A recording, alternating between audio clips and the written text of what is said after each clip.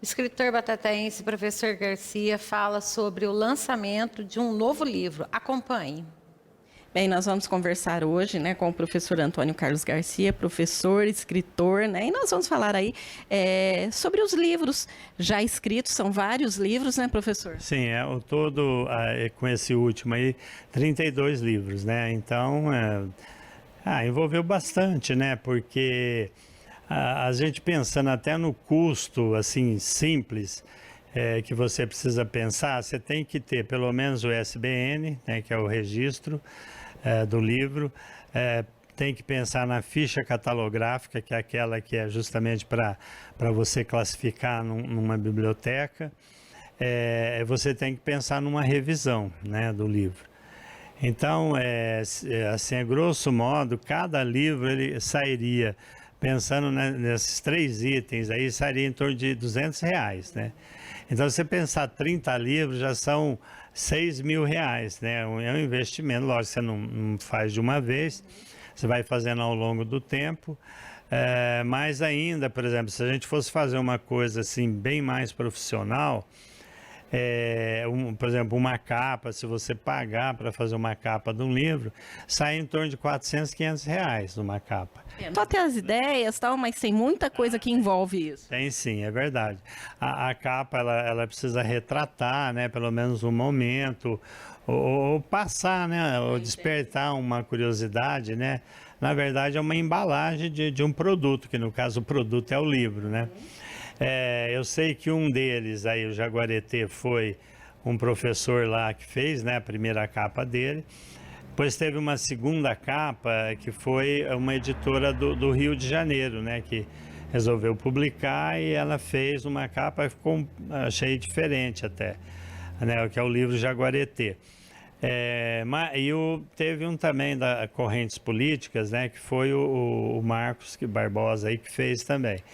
Mas os demais eu mesmo fui improvisando e fazendo. A maioria dos seus livros são livros didáticos, né? Ou então relacionados à política também. Sim, boa parte deles sim.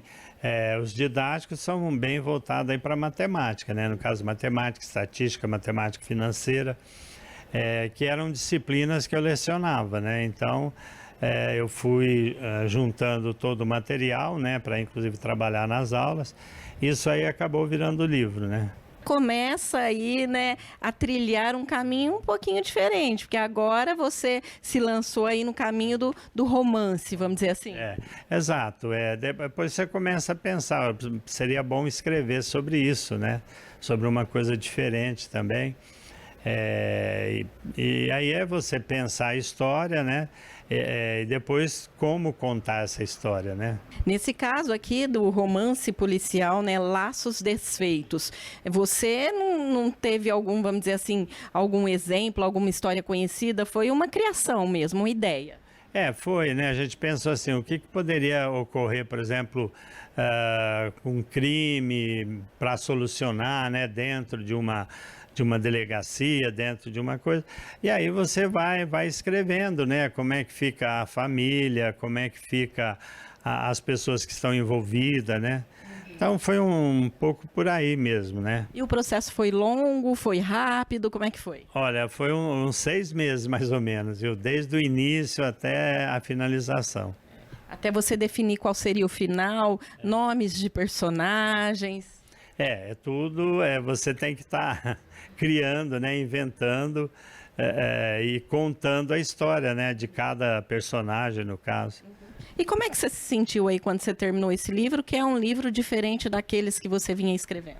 Bom, deu para pensar assim, é possível a gente escrever sobre qualquer coisa, né, você tendo um pouco de vontade, paciência e tempo, a gente consegue escrever, né? Eu fiz até um também que é uma biografia, que eu imaginei que é no caso do seu Antônio, que é meu sogro, né?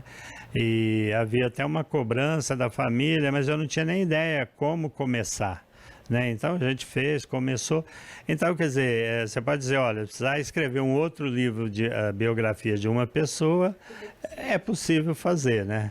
Professor, e esses livros, eles estão à venda onde? Só online ou tem um livro físico também?